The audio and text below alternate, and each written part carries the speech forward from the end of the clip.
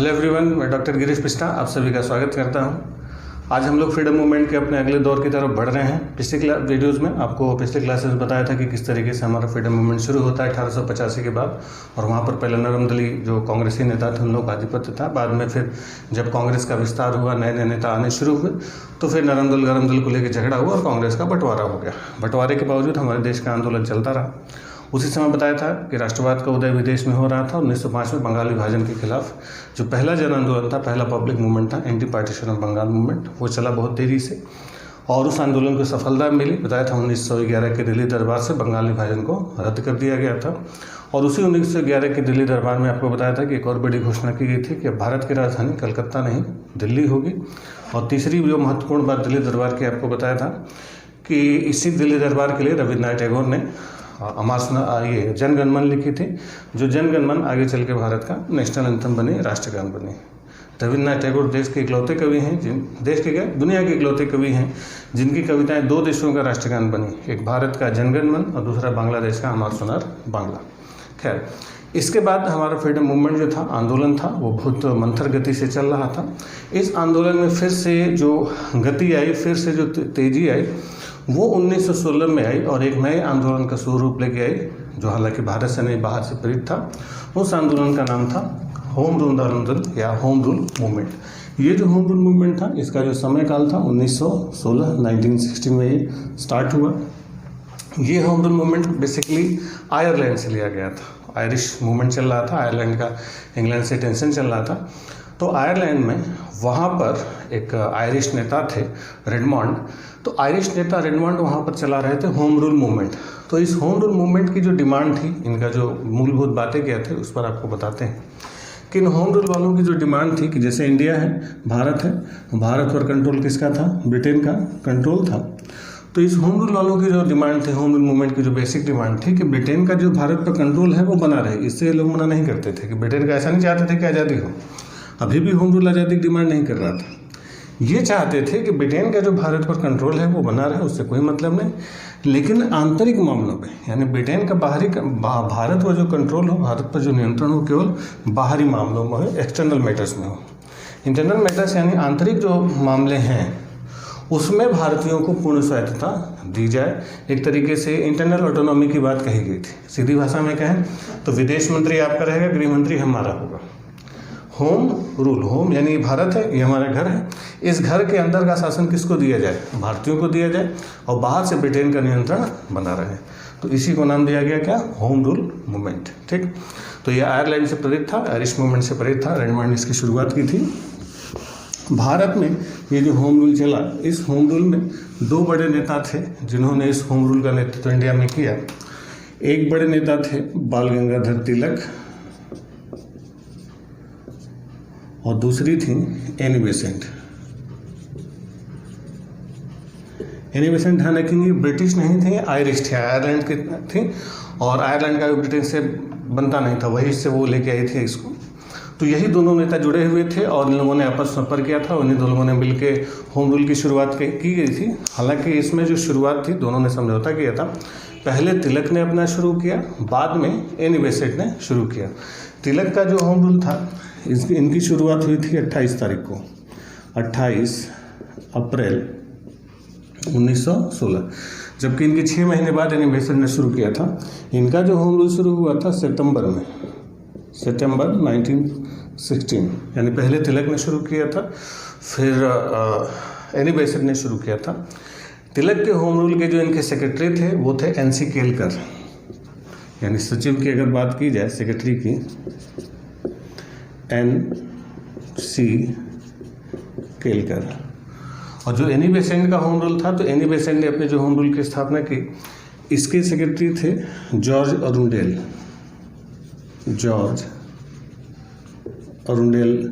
तिलक के home rule के जो थे वो सेक्रेटरी थे। और इन लोगों ने आपस में कोई विवाद ना हो, आपस में कई बार कन्फ्लिक्ट हो जाता है नेताओं के बीच, तो आपस में विवाद ना हो, तो इसके लिए इन लोगों ने क्या किया था कि अपना एरिया डिवाइड कर लिया था। तिलक ने अपना एरिया अलग बांट लिया था होम रूल का, और एनी बेसेंट ने अलग बांट लिया। तिलक का जो रीजन था वो कर्नाटक, महाराष्ट्र, मध्य प्रदेश, बिहार वगैरह का रीजन था। तिलक का जो क्षेत्र था, इनका एरिया देखा जाए, कर्नाटका,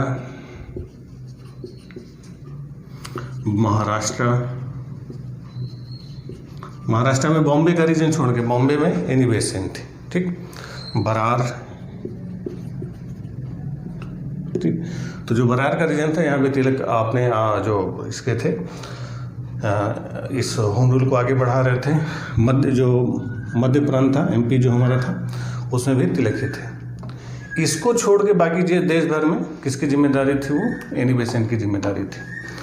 इस होम रूल के प्रचार के लिए इन लोगों ने अपने अपने अखबारों का भी प्रयोग किया, जिसमें सबसे तेज़ी से तिलक ने प्रयोग किया। तिलक ने अपने 2 न्यूज़पेपर इसके प्रचार में लगाए थे।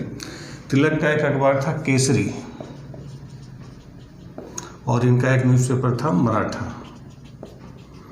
तो केसरी और जो मराठा थे किसके न्यूज़पेपर थे? बाल गंगाधर तिलक के। केसरी जो चलता था ये इंग्लिश में चलता था, सॉरी केसरी चलता था वो मराठी में चलता था।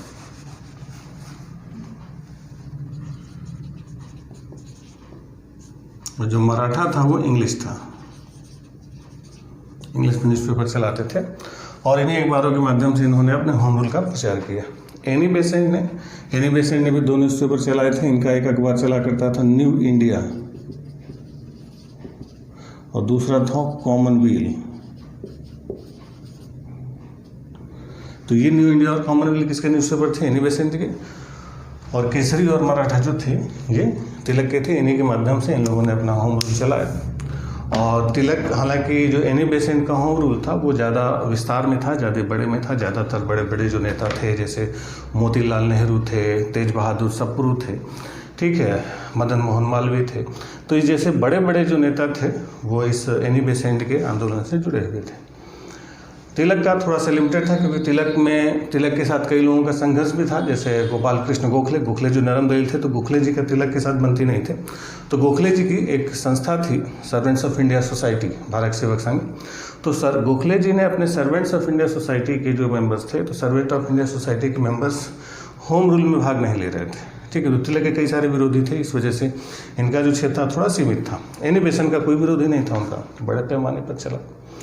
तो इसी के माध्यम से इन लोगों ने अपने ऑफिस खोले, अपने दफ्तर खोले, लोगों के अंदर राजनीतिक चेतना बढ़ाने का प्रयास किया। और उसी राजनीतिक चेतना के माध्यम से लोगों को ब्रिटिश सरकार के खिलाफ जागरूक किया। जैसे तिलक ने कहा कि स्वराज हमारा जन्मसिद्ध अधिकार है, हम इसको लेके रहेंगे। तो अपने अधिकारों के प्रति लड़ाई लड़ने की प्रेरणा इन्होंने होम रूल के माध्यम से दी।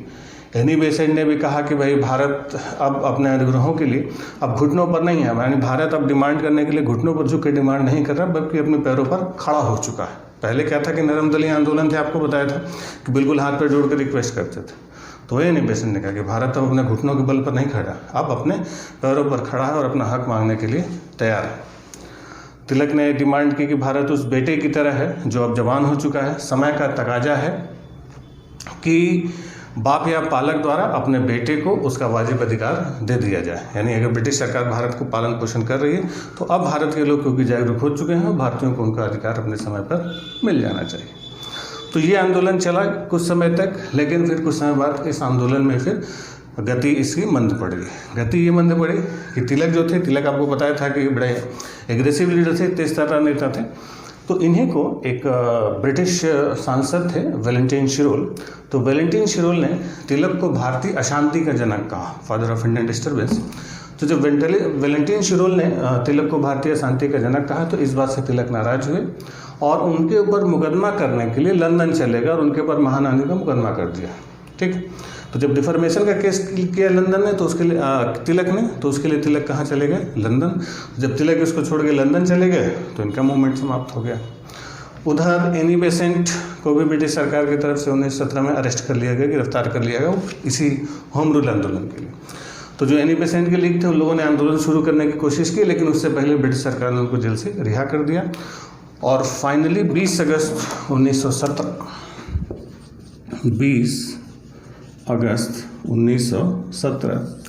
एनी बेसेंट ने अपना होम रूल आंदोलन वापस ले लिया और होम रूल को समाप्त कर दिया, ठीक। तो इस प्रकार से ये होम रूल 1916-17 तक ही इसका सीमा था।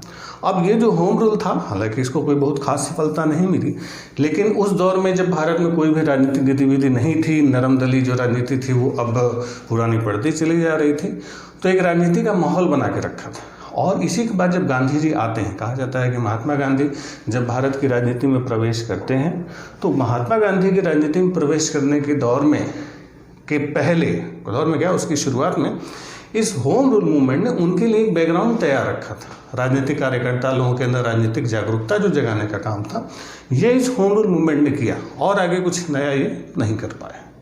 ठीक है, हालांकि एक जैसे एनी बेसेंट का ही स्टेटमेंट था कि मैं वैतालिक कार्य कर रही हूँ और सोते हुए देश को जगा रही हूँ, यानी लोगों को जगाने का प्रयास कर रही थी। हालांकि उस तरह से वो नहीं जगा पाए जितना कि गांधी जी ने अवेयर किया, लेकिन जब कोई नहीं था तो भी इस आंदोलन ने कोशिश की।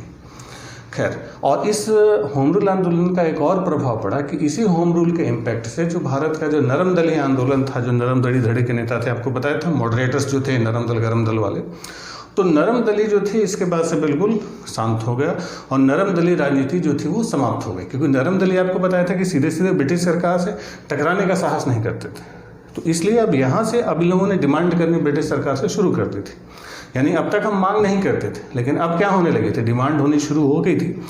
और आगे जब अभी हम लोग बात करेंगे 1919 का मॉन्टेग्यू चेम्सफोर्ड सुधार आया था, तो उसमें बहुत बड़ी भूमिका इस होम रूल आंदोलन की भी रही थी। ठीक, अब ये जो 1916 का साल था, इस 1916 के साल में एक और बड़ी घटना होती है। कांग्रेस का 1916 में लखनऊ सेशन होता है, लखनऊ अधिवेशन होता है। इस कांग्रेस के 1916 के लखनऊ अधिवेशन में 3 बड़ी घटनाएं होती हैं। पहली जो बड़ी घटना होती है लखनऊ सेशन में वो ये होती है कि पुराने जो नरम दली नेता थे, नरम दल और गरम दल, वो लोग आपस में मिल गए। 1916 का लखनऊ सेशन। तो पहली घटना जो थी नरम दल और गरम दल आपस में मिल गए। दूसरी घटना थी एक लखनऊ पैक्ट हुआ था। तो जो लखनऊ पैक्ट हुआ, लखनऊ समझौता हुआ, वो कांग्रेस और मुस्लिम लीग के बीच, बिटवीन कांग्रेस एंड मुस्लिम लीग। तो यहाँ पर कांग्रेस और मुस्लिम लीग के बीच लखनऊ समझौता हुआ। इस लखनऊ समझौते में जो 1909 में एक मिंटो मॉर्ले सुधार आया था, उसमें सांप्रदायिकता की मांग को कांग्रेस ने स्वीकार कर लिया था। ये कांग्रेस की पहली बड़ी गलती मानी जाती है। वो क्या थी आगे हम लोग चर्चा करेंगे। और जो तीसरी बात हुई थी 1916 के कांग्रेस अधिवेशन में, वो होता है गांधी जी। गांधी जी की भारत में सक्रिय राजनीति में जो एंट्री होती है, गांधी जी का जो भारत की सक्रिय राजनीति में प्रवेश होता है, वो 1916 के बाद होता है। 1916 में ही होता है और यहीं से गांधी जी शुरुआत करते हैं। 1917 से हमारे राष्ट्रीय आंदोलन के नेता बनते हैं और राष्ट्रीय आंदोलन को आगे लेके जाते हैं। यानी अब हमारा शुरू होगा गांधी युग, गांधी जी का दौर। तो गांधी जी अपने आंदोलनों में नए नए तरीकों से, नए नए रणनीति से ब्रिटिश सरकार को हराने की कोशिश कर रहे थे और अंततः उनको सफलता मिली। तो गांधी जी की जो एंट्री होती है राजनीति में, वो कैसे होती है, वो किन परिस्थितियों में होती है, उनका अर्लियर लाइफ, उनके जीवन का बैकग्राउंड क्या था, इसके बारे में चर्चा करते हैं हम लोग अगले क्लास में। आज के लिए इतना ही, बने रहिए हमारे साथ। Thank you.